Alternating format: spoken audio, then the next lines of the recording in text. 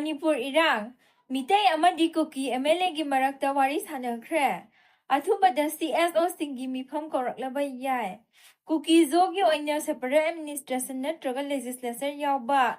Union Territory demand na tungkoiba santi puraknabagi lambi oigani. UPFKNO. Union Home Minister Amit Shah gi midyang makhada Ministry of Home Affairs na maru oiba thodang lauduna Manipur da tha 13 pharaklaba conflict asigi waroisin ama puraknabagi lambi ama oina MEITEI KUKI amadi naga MLA sing saruk yaduna ngasi Delhi da leiba Ministry asigi office da wari sanakhre.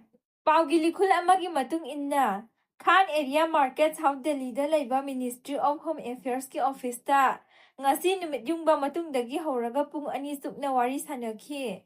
Mifam aduda kari wafam khanakhi haiba khangdrabasu mapung phaba mifam amadi oikhi hairi. Ngasi gi wari sanaba aduda Home Ministry gi interlocutor AK Misra saruk yabaga loinana Lok Sabha gi BJP MP Dr. Sharat Patra amadi Atai Ministry of Home Affairs ki makok thongba official singsu saruk yakhi.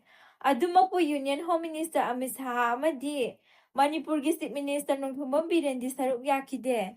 Mamang sahigi May 3 dagi KUKI amasung MEITEI furup ani gi marakta conflict hek thorakpadagi furup ani gi legislature singi marakta ahanba oina pangthokpa mifam aduda Manipur Legislative Assembly gi Speaker Thoksom Satyabarta, Education Minister Thongnaujam Basanta Kumar, Works Minister Govinda Konthaujam, Agriculture Minister Thongam Biswajit, Health Minister Dr. Shapam Ranjan yauna punna MLA tararom saruk yakhi.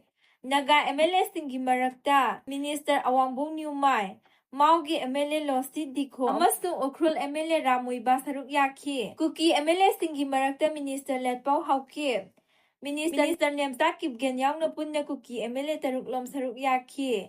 Agency gi pauna hai. Ngasigi mifam adugi mangoina na mifam aduda saruk yagadaba.